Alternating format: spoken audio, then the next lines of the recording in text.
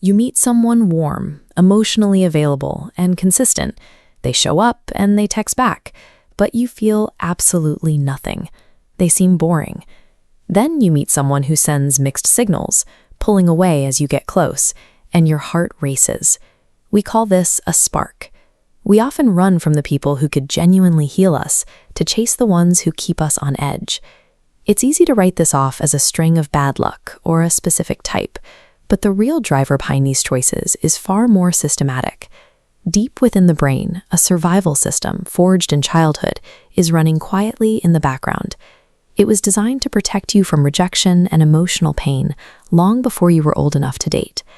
Today, that subconscious programming continues to scan your romantic life for familiar threats.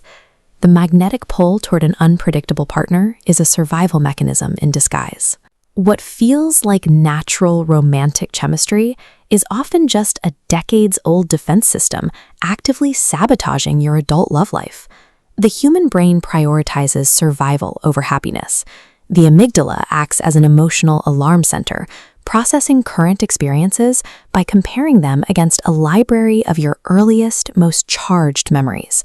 These memory blueprints are formed by early caregivers.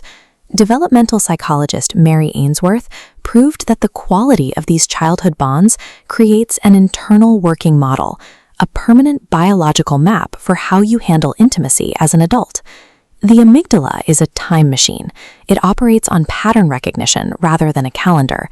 It struggles to distinguish between a childhood threat and a present-day romantic trigger. To your nervous system, the past is always happening right now. If you grew up where love was conditional or chaotic, your brain learned to navigate that pain to stay safe. When a partner offers genuine emotional security, it contradicts your internal map. To a wounded subconscious, unfamiliar signals unpredictable, and the brain flags that unpredictability as a potential danger. This data compares how the brain responds to different reward schedules.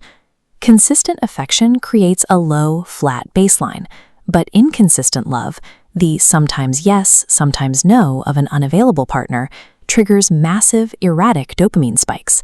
This is the same mechanism that makes slot machines addictive.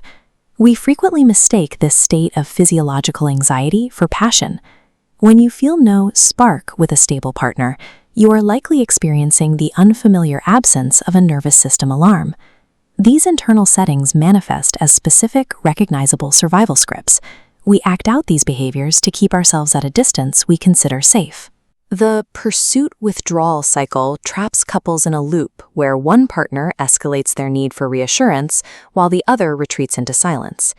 Then there is threshold sabotage, the act of destroying a relationship precisely when it reaches a point of deep commitment. Starting a fight before a wedding or cheating after a first "I love you" lets them control the loss before they can be abandoned. Some use constant busyness to avoid intimacy, filling their schedules so completely that there is never space for vulnerability. Others rely on manufactured conflict. Because a state of peace feels like a suspicious trap, they pick fights to return the relationship to a state of high-alert chaos that feels more familiar. Emotional numbing involves disconnecting from feelings entirely to avoid the punishment that vulnerability brought in childhood. Finally, gaslighting allows someone to withdraw while denying any change in their behavior. By telling their partner, "you're imagining things," they test the relationship's limits without taking ownership of the exit. We are often driven to recreate these painful dynamics with new people. Sigmund Freud called this repetition compulsion, an unconscious attempt to finally master an early experience by reliving it in the present. These patterns are the residue of childhood survival. Every act of sabotage was once an ingenious solution to a child's impossible situation, a survival program still running on adult hardware. Intellectual insight rarely stops self-sabotage in the heat of the moment. You can understand your attachment style perfectly and still find yourself pushing a good partner away when things get close. Psychiatrist Bessel van der Kolk's research proves that relational wounds encode themselves into our physiology. These threat responses are stored in our muscle tension, our breathing patterns, and our autonomic reflexes. During an intimacy trigger, the signal follows this red path. The autonomic nervous system is faster than the logical prefrontal cortex, entirely bypassing your thinking mind.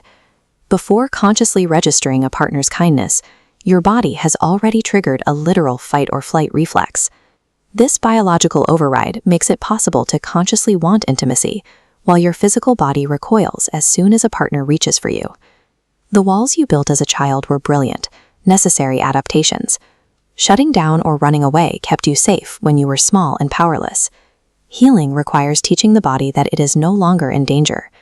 By using somatic practices to regulate your nervous system, you can train your physiology to tolerate the unfamiliar discomfort of genuine safety. As the nervous system settles into this new safety, the body often releases the pain it was previously too busy managing to feel. This is the necessary beginning of grief.